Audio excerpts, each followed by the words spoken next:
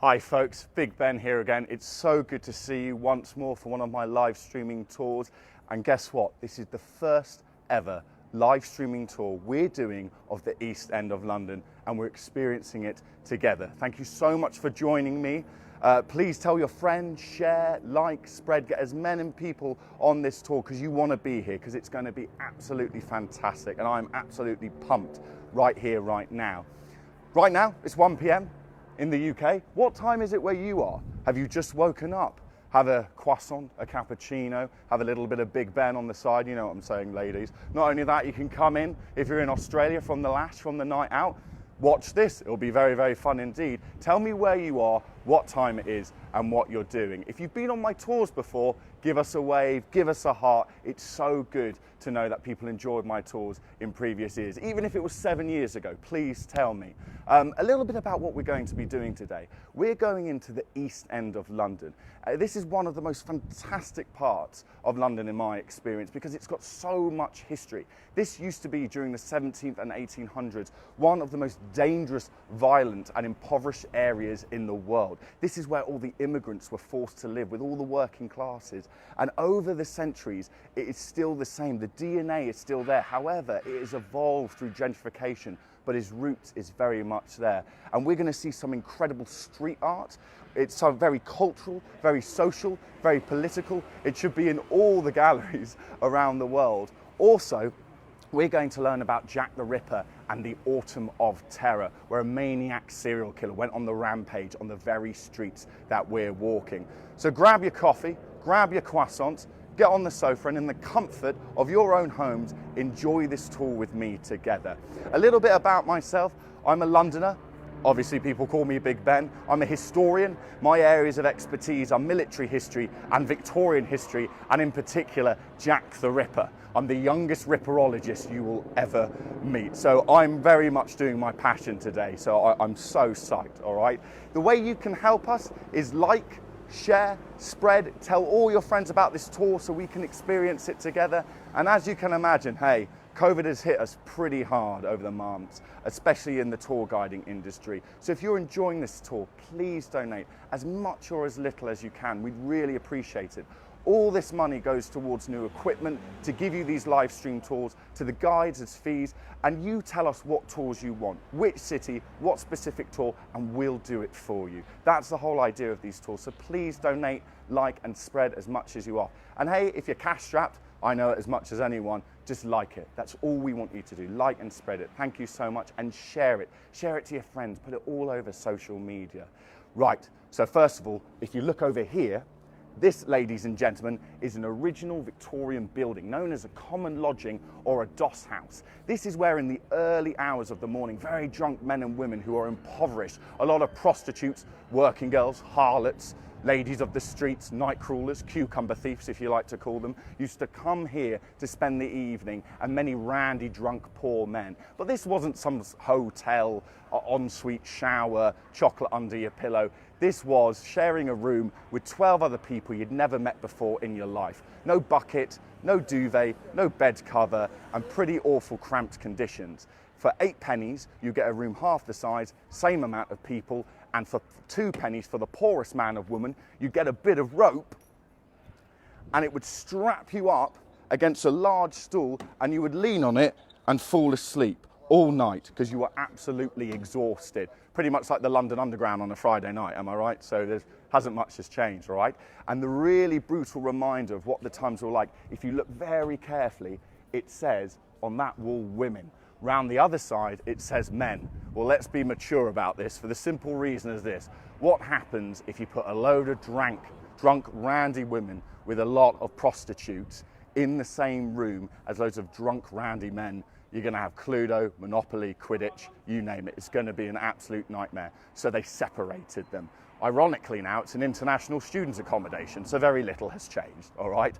But also, folks, the scary thing is a lot of people would rather go out and sleep on the streets and die of hypothermia than spend a night in one of these, because they were known as Satan's cesspit, because the stuff that would go on in there, if you use your imagination, is pretty horrific. ask your parents. Now, a lot of people say to me, well, why, Ben, did the East End become such a dangerous area, people killing each other and poverty and sewage networks open everywhere and rats and disease? Simply because of the geographical location. Because in London, the wind blows from the west and into the east. Therefore, the East End is significantly colder than any other part of London, and that still applies to this day. So all the immigrants, all the working classes, the Jews, the Bangladeshis, the Pakistanis, the Indians, the Somalians, the Chinamen, all lived in this part of the world. And then what happened is all this violence between the gangs and all the poverty took place. And that's why the Whitechapel is known as the Hell's District. But now it's completely evolved with the same roots of all this gentrification. But not only that, it has evolved with all this money and all this power, and property has gone through the roof. And we'll be talking about the pros and cons of gentrification, because on one level, it's very, very good. And on the other level, it's pretty bad, because you create all this money, all this new businesses coming into the city, but on the other hand, all the original people that used to live here are pushed into different areas because they can't afford to live here anymore. Now, if you look up here, this is Spittlefields Market. This is one of the oldest markets in London. Originally, it was a cattle market, and it's on its very site. If you go here now, you can have all this beautiful food, clothing, memorabilia. It's a brilliant place to go. Now, another thing is during the 1700s and 1800s, many what we call Cockneys in the East End used to speak this dialect called Cockney rhyming slang that still exists to this day, all right? I'm going to teach you a little bit of it now so you can sort of practice on your friends and on your family. But the Cockneys aren't here anymore, but we still use it. So if you want to say, I've got no money, can you get this round? You say, I've got no bees, bees and money, bees and honey, money. Or if you say, oh, I've had too much water, I need to go to the toilet, I need a Jimmy Riddle, Piddle, all right? And not only that, you're like, oh, that was a brilliant meal, I need to get the bill, so I need to get the Jack and Jill, Bill, all right? So try these out on your friends. They still exist to this day. If you watch a series called Only Fools and Horses, they speak Cockney rhyming slang, and it is absolutely hysterical. Now, if you look up here, this building is called the Whitechapel, known as All Saints Church, all right, with this lovely white building, this lovely white stone. When it was built, it was supposed to be an epicenter of religion and prosperity and hope. However, it became the opposite thing. It was nicknamed Hell's Gate Church because it was genuinely believed by every man, woman and child that when that church was built, it opened up the gates to hell and it poured over Whitechapel. And it was believed that a demon lived in this very church. And apparently at night, if you walked across the graveyard, you would see all these bodies ringing around and moving. And people thought it was simply because that the dead had come back to life. It wasn't. All the homeless people in this poverty-stricken area had actually moved themselves into the graveyard to sleep there for the night. So it's a pretty scary place, and apparently it's very, very haunted. And if you look up here, this pub is one of the most famous pubs in Whitechapel. This is known as the 10 Bells with its original name, all right? This pub is where all the victims of Jack the Ripper used to come and drink gin before they go and hit the street and work another shift. And without a doubt, so many suspects of Jack the Ripper came to this very pub.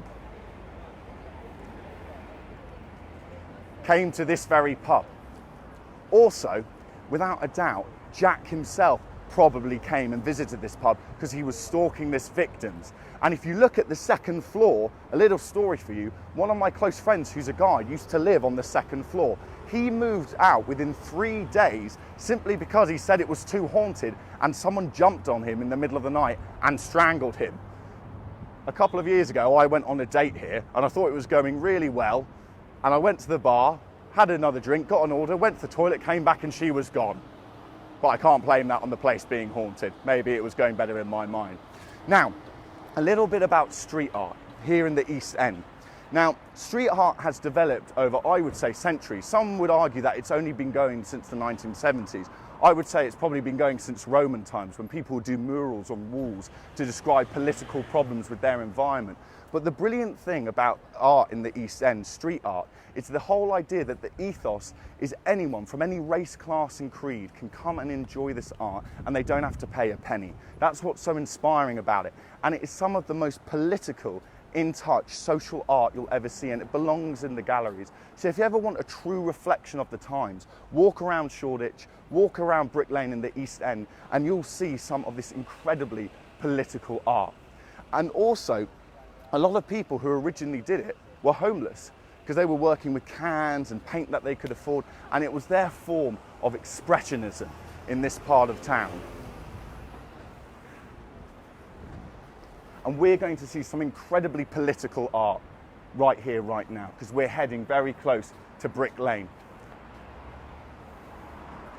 Now, you may remember that a couple of years ago, when Brexit really kicked off, Boris Johnson was not really a popular character. He still isn't to this day, if I'm perfectly honest with you.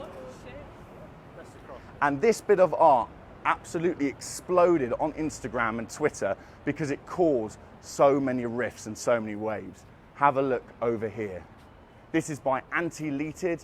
He's at Sam Shaw Music on Instagram. Check him out, he's brilliant. And what we have is our beloved Prime Minister, and he is dressed as a clown. Not just any clown, a bouffant clown, which is the French for art of idiocy. And if you look in the background, there's a circus. It's quite literally, the clowns are running the circus, which is London. Very political piece of art, and very funny, but also very, very true indeed.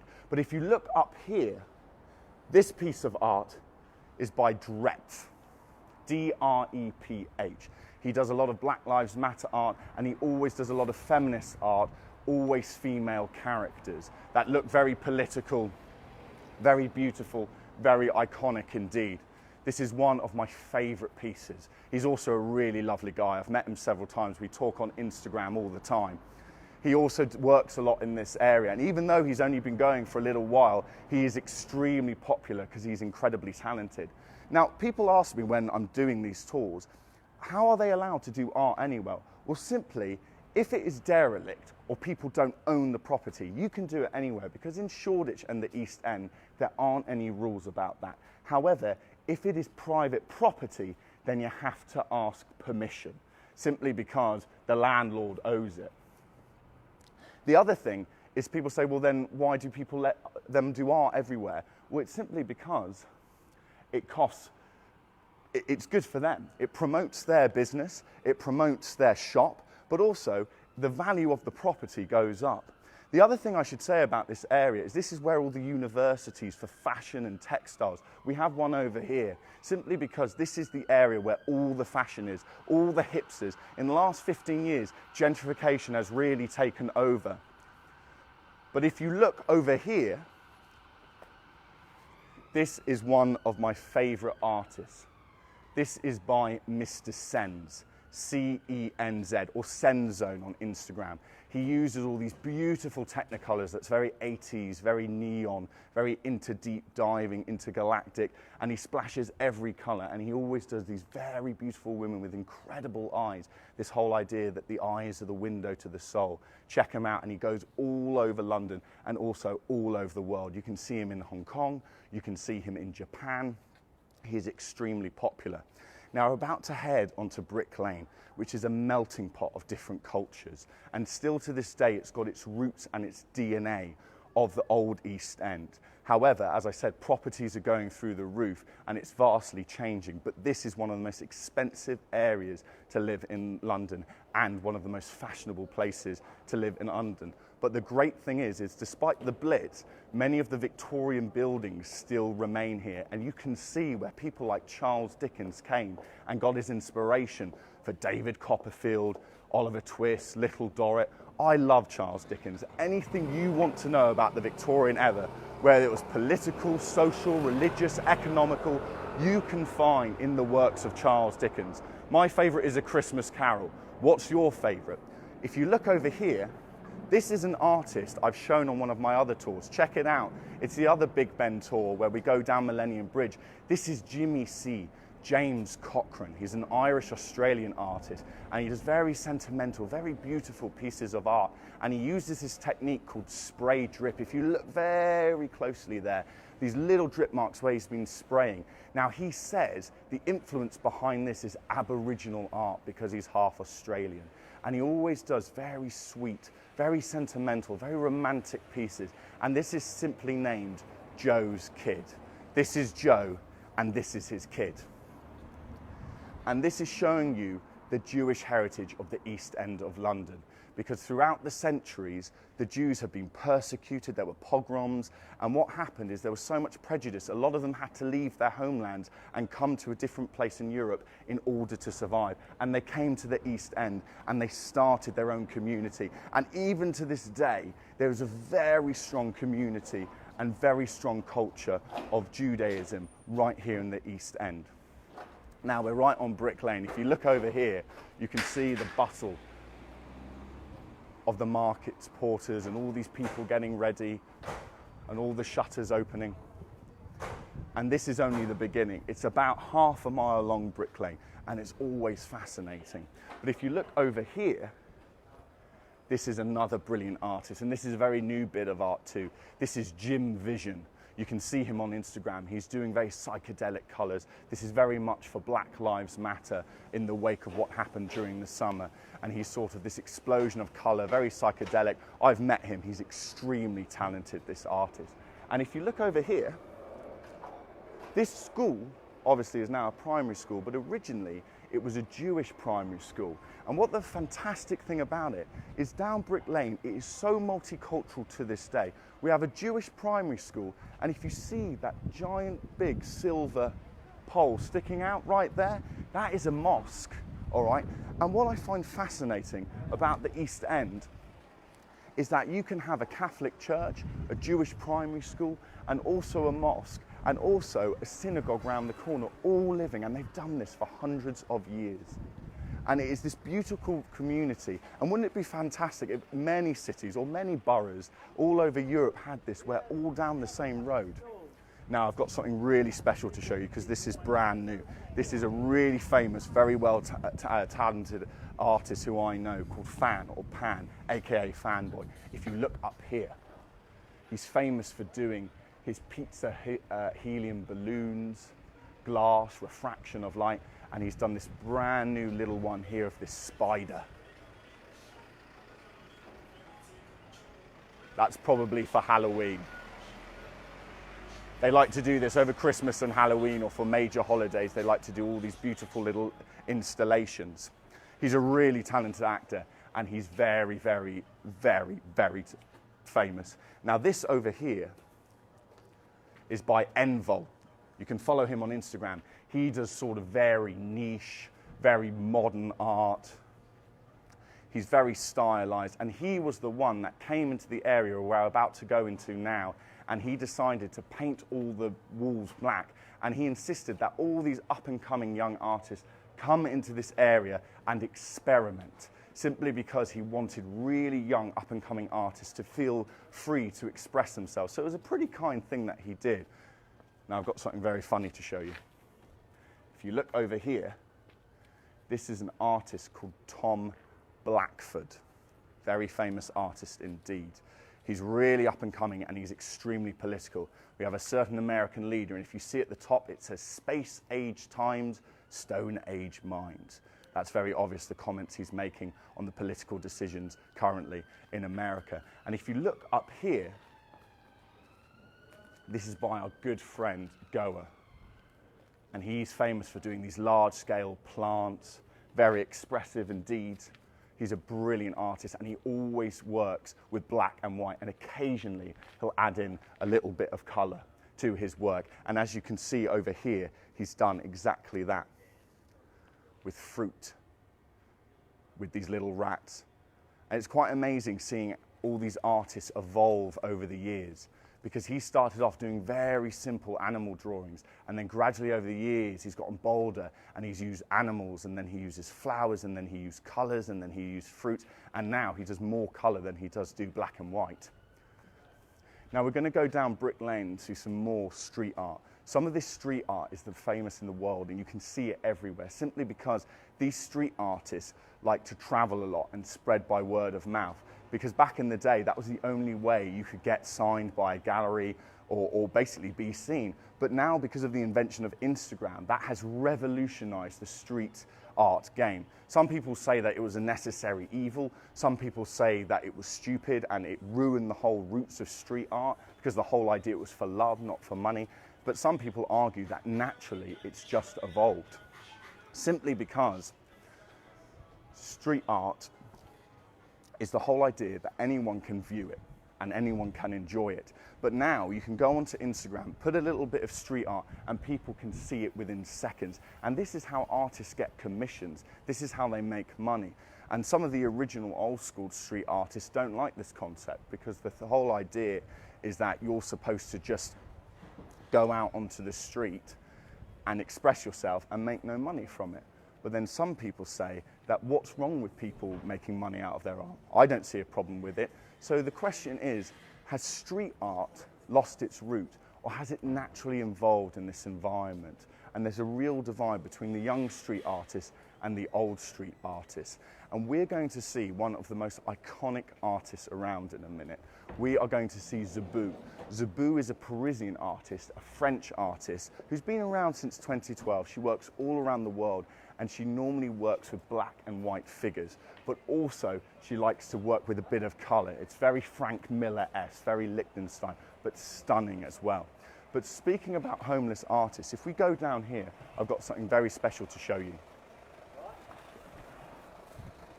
This artist I'm about to show you is called Stick, S-T-I-K. Check him on Instagram. He does very simple stick figure drawings that evoke a lot of emotion, and they're very simple. Have a check over here. This is one of the most iconic pieces of art on Brick Lane. He was a homeless kid in foster care, and he worked himself off the street by using his art. And what we have here is a character in a burqa and a character without, holding hands. And the message is very simple. What unites us as human beings is stronger than what divides us in culture, in religion, in creed. Because as I said, this is very fitting for the environment that we are in, because Brick Lane, the East End, is one of the most multicultural areas in the world. And as I said, there are people from all different religions, all different backgrounds, who live and work in this area. Now, if we come round here, this is the artist I was telling you about. Zebou, the Parisian artist that has asked this brasserie, this Indian curry house, to do this piece of work. It's very 1950s-esque, very classical, very femme fatale. She uses black and white, and then she adds this extraordinary colour to her work. She's incredibly popular, and she works all around the world. And she makes all these very strong feminist sort of cases and all these political gestures when she's doing her art. The other thing I should say about Brick Lane is that despite the gentrification of it evolving and changing so much, as we can see, the Victorian buildings and the architecture is still very much here. And walking down here, it reminds me of what it must have been like during the 1800s, during the Autumn of Terror with Jack the Ripper, because it was scary, it was dark, there was only gas lamps around. And not only that, everyone was terrified that this maniac serial killer was going to get them and they were going to be the next victim. Now, the Metropolitan Police were so desperate, they resorted to some pretty drastic steps. What they decided to do is the best way to catch the serial killer was they were going to cross-dress as women, all right? They decided to cross-dress as women, and all the commissioners of the police thought that was a terrible idea and it would never work and it was silly. But the irony is it did work. Men of Whitechapel genuinely believed that these men cross-dressing as prostitutes were actually women. However, one thing gave them away: their shoes, their boots, because they wore very heavy black leather boots that made a lot of noise. There's an old Victorian expression: you can hear a copper on the cobbles a mile away because they're so loud. So then what the police decided to do is they decided to make their own shoes out of rubber, and they stitched them together. And they were like, hang on, these are really soft, these are really lovely. We should wear these all the time. And you know what? We can sneak up on Jack the Ripper. So they nicknamed them sneakers. It is a common misconception that our American brothers and sisters invented sneakers. They didn't. It was the police cross-dressing as prostitutes trying to catch Jack the Ripper that invented sneakers. But, you know, certain shoe companies won't ever advertise that because it's a little bit embarrassing.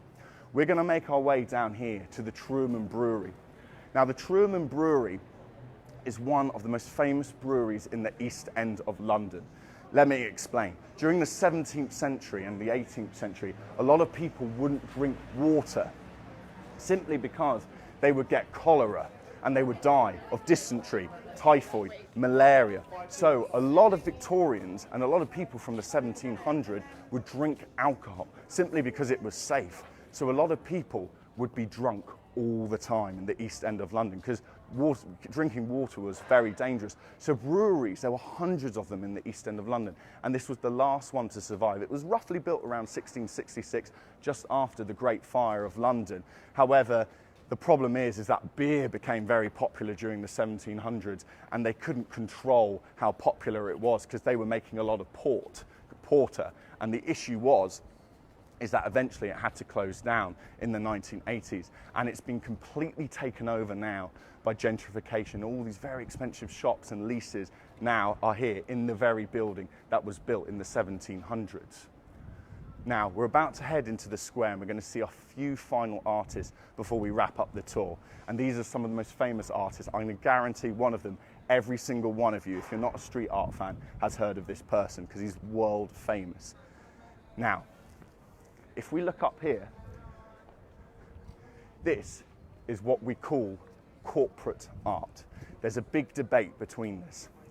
Now, the issue with corporate art is simply because some artist has been given a commission to do this art and been paid a lot of money, but they're not allowed to sign it to promote themselves. Now, this is a good way for them to fund their hobby, but the other issue is that a lot of artists, the old school guys, don't think it's a good idea. They think that this is ruining street art. But has it evolved or has it lost its root? I don't know, but that's the big debate. But if you come over here, I've got something really special to show you. A lot of people who've lived there their entire lives have no idea who this artist is, but he's one of the most famous artists on the planet. Ladies and gentlemen, that is Banksy. This hot pink car he's put in a Perspex box.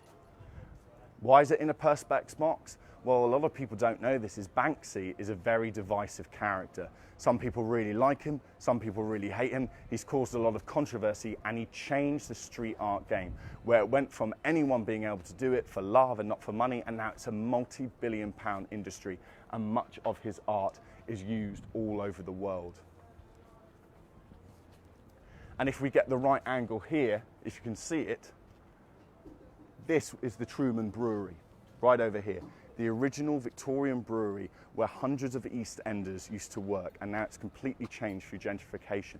But if you look very closely on the side, right here, you'll see these arrows sticking out. Do you see these large arrows? This is one of my favorite bits of cultural art that still remains here. This is called simply Gifts from the Gods, and this was put here in 2012 during the London Olympics. Do any of you remember the London Olympics? Were you here? It was one of the best summers of my life. I just spent it in pubs, not working, watching all the sport on the channels and celebrating. And the simple reason why they've done this is because in Greek times, when they would start races, they would fire up arrows in the air, and once it hit the ground, that was the indication to start the race. And that's why they've kept it here, as a reminder to all of us that simply the London Olympics in 2012 was one of the best experiences London ever had. And I was so proud to be British because I was there. All right, folks, this is where we're going to wrap up the tour right here. It's so good that you came. Thank you so much for enjoying the East End tour with me. I haven't done this in ages, so it's been very special for me, and this is my passion. If you enjoyed this, please like, please share, please spread. If you want any recommendations for books, please write on the wall and I'll give you to them about Jack the Ripper in the Victorian era. Don't worry, all the people I mentioned, the street artists, will put their Instagrams there. Or if you follow me, Big Ben Tour Guide, I've got many street artists on my Instagram and you can see them tagged there and you can follow them. Please support their work because a lot of them aren't making money during this very hard time. Thank you so much for coming on this tour. Please tell us what tours you would like next, in what city. Please like, share, spread, and if you really like the tour, please donate. It really helps us. Whatever you can afford, as much or as little, it goes towards fees for the guides, for equipment, and it means we can keep giving you these live stream tours.